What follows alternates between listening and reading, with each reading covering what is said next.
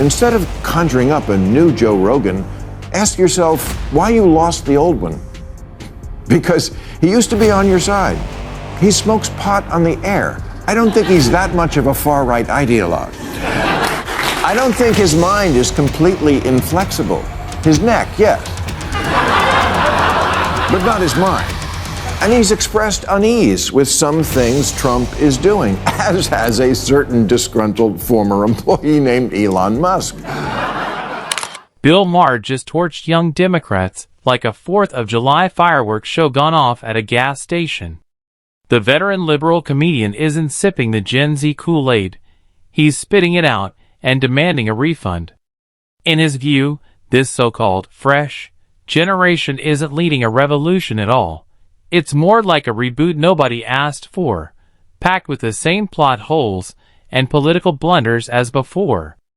During a blistering monologue, Maher took aim at progressive pet causes with surgical precision, cutting straight through the bubble of youthful idealism. The result?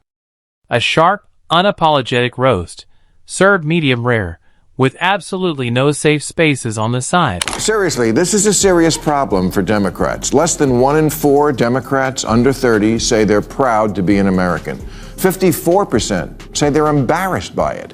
Embarrassed? Like America's your mom picking you up at school? You're embarrassed to be an American? Well, guess what? The feeling's mutual. Because you have no perspective. Is America perfect? No, of course not. No country is. Although don't get Tucker Carlson started on Russia. That statistic isn't just alarming. It's the kind that makes you drop your coffee and question the future. If 1 in 4 young Democrats has already checked out on America, this isn't a generation gap, it's an existential crisis. Nations don't fall from foreign attacks.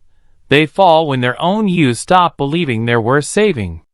Yes, America has flaws, but compared to most of the world, it's still the deluxe suite of civilization. Yet more young people now see it as the villain. That's not realism, that's reprogramming.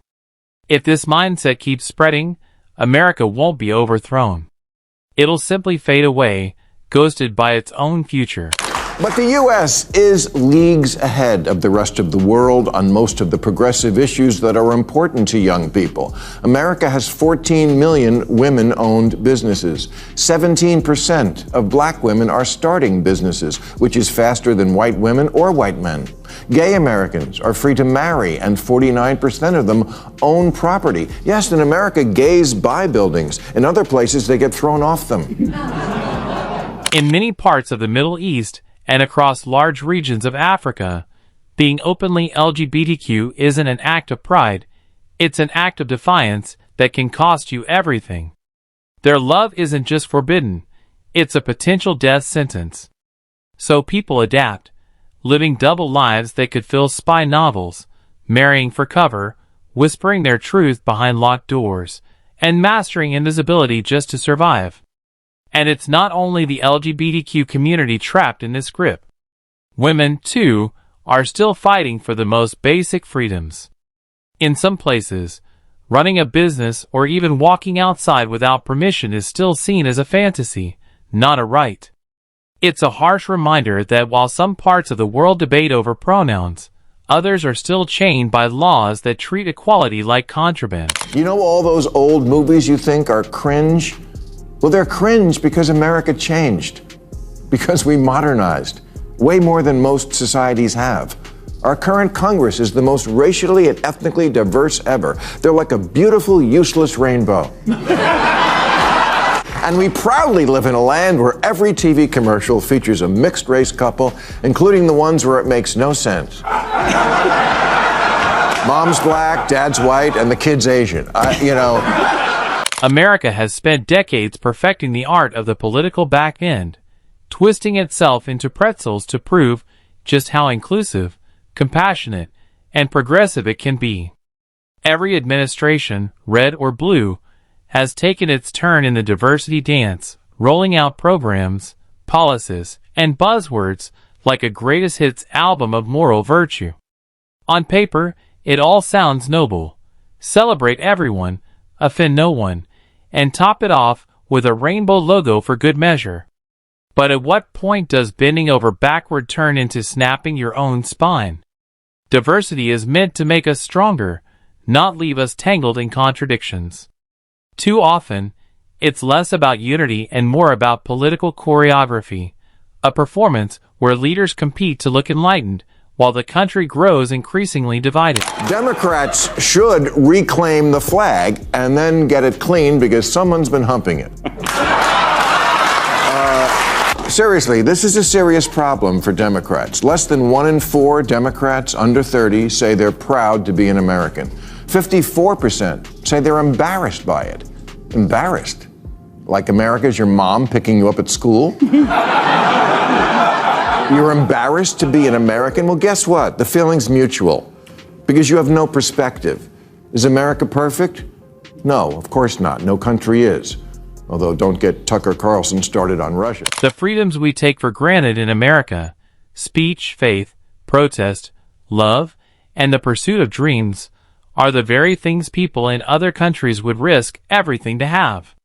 For millions around the world, these aren't rights.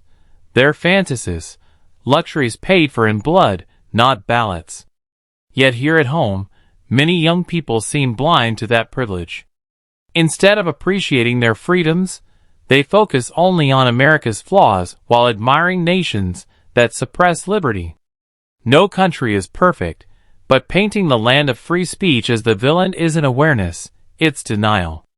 If we don't remind the next generation what it takes to stay free, they might one day give it all away, not realizing how much it was worth. The reason I'm so mad at the Democrats is because as a voter, the issues that were important to me were democracy and the environment. And now, there's no one to champion or defend either of them because you, with your aggressively anti-common sense agenda and exclusionary attitude, blew it. You lost everything. House, Senate, White House, Supreme Court, and left us completely unprotected and ready to be violated. It's disheartening to see what excites many young Democrats today. Instead of defending free speech or democracy, they idolize foreign regimes that silence dissent and crush liberty, all while enjoying the freedoms they take for granted. They praise systems that would jail them for half the things they tweet, calling it progress when it's really just cosplay totalitarianism. Fueled by figures like AOC, Ilhan Omar, and Gavin Newsom, they've been fed a steady diet of "America is broken" rhetoric, turning gratitude into guilt and patriotism into a punchline. The result is a generation that mocks love of country and confuses cynicism for enlightenment. But a nation divided by self-loathing doesn't need enemies to fall.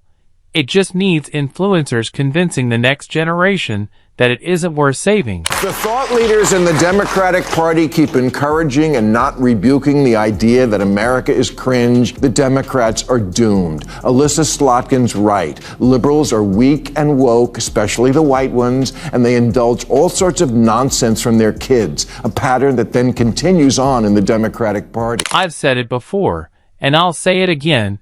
Today's Democrats couldn't hold a spine if it came pre-installed. The party that once stood for grit and conviction now folds at the first sign of outrage. Whenever the loudest radicals start shouting, Democratic leaders don't lead, they surrender. It's not progress. It's panic dressed up as virtue. In their obsession with pleasing the far-left echo chamber, they've lost sight of the people they claim to represent. Most Americans aren't asking for a cultural revolution. They just want sanity and stability. But instead, the party keeps rewarding ideological purity over practical leadership. If Democrats could find the courage to tell their extremists no just once, they might start to rebuild trust, and maybe even the country. Until then, weakness and wokeness will keep steering the ship, while they rearrange the deck chairs on the Titanic and call it progress. Democrats are doomed. Alyssa Slotkin's right. Liberals are weak and woke, especially the white ones, and they indulge all sorts of nonsense from their kids, a pattern that then continues on in the Democratic Party. It's all the gender stuff, the insistence that men can have babies and such, all the you do all day, it was all made in America. Your smartphone, your Grubhub, your freedom to bitch about America, that's all American stuff.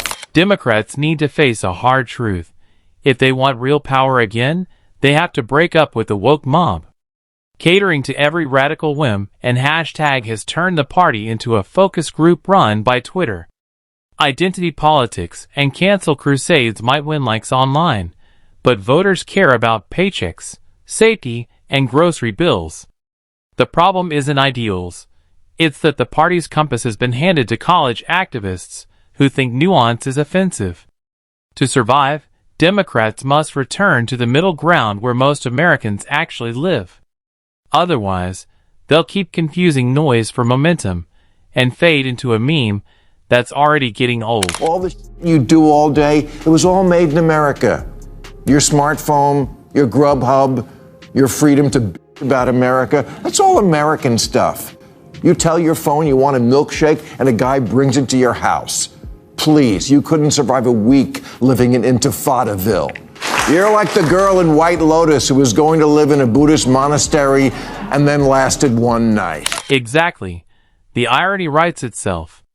Many young Democrats shout about justice and resistance from behind Wi-Fi and iced lattes, unaware that in the countries they idolize, a single tweet could land them in jail. They picture themselves as brave revolutionaries, but the moment they faced real censorship or control, they'd sprint back to the safety of free speech and free press. It's easy to pretend rebellion when you're protected by the freedoms you mock. America's real threat isn't foreign. It's the self-delusion growing at home. Too many have been convinced that the freest nation on earth is the villain, while oppressive regimes are authentic. They're not radicals. They're tourists in tyranny, mistaking posturing for courage. If this mindset spreads, America won't need enemies. It'll collapse under its own self-loathing. The cure is simple. Wake up, value your freedom, defend it, and stop glorifying those who silence you.